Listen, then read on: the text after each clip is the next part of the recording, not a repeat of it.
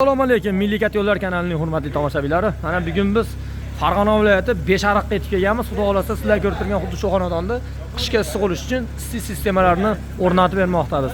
Navbatdagi obyektimiz xudo xolasa kat yo'limiz xonadonda shu orqa tarafiga o'zlarining navesi bor ekan, mana shu yerga ustanobga qildik. Xonadonimizga 7 dona har xil razmerdagi panelli radiatorlardan ustanobga qilib berdik.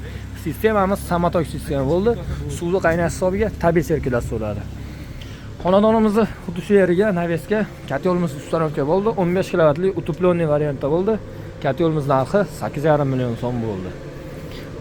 Bu kat yo'limiz 50 kvadratdan 200 kvadratli xonadonlarda bemalol isitishga quvvat yetadi.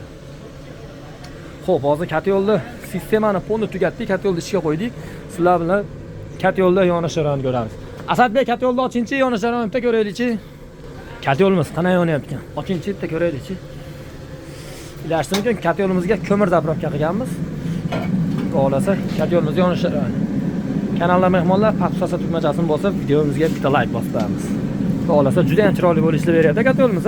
Ko'mirga endi ilashyapti ekan. Ajoyib. Xolasa sizlar bilan xonadon ichkarida sistemalar qator ko'rib chiqamiz. Xonadonimiz sistemasiga xuddi shunaqa panelli radiatorlardan 7 dona ustanobga qilib bergan. Sistemamiz samotok sistema. Suvni qaynash hisobiga tabiiy sirkulyatsiya bo'ladi.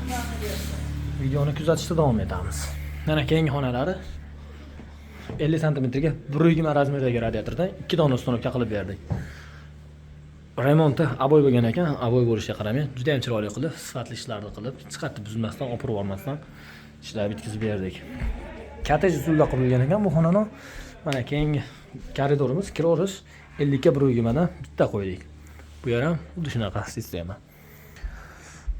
Xo'p, bu 5 mehmon ekan, 50 ga 180. Shunaqamizda 180 razmerdagi panel radiatorimizni ustanobga qilib berdik. Bu yer ham aboy bo'lgan ekan, juda ham chiroyli qilib ishlarni bitkazib berdik.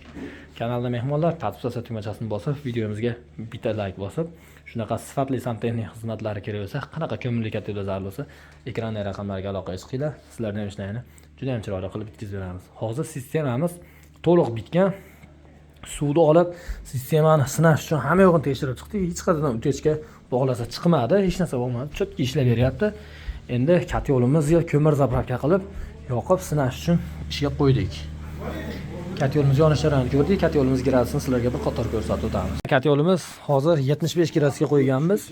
75 gradusda o'chdi. Mana bag'i ham 75 gradusda turibdi. 75 ga 75. Bir xilda o'chdi. Kat yo'limizni sinab berish uchun ko'mir zapravka qilganmiz. Hozir kat yo'limiz dam olyapti. Endi videomizda xato va kamchiliklar bo'lsa, oldindan uzr so'raymiz. Qanaqa savollar, fikrlar bo'lsa, yozinglar kommentariyada, xudo xolasa javob berishga harakat qilamiz. Bizi asosiy yo'nalish gazlashmagan hududlar uchun ko'mirli kat yo'llar ustanobga qilish.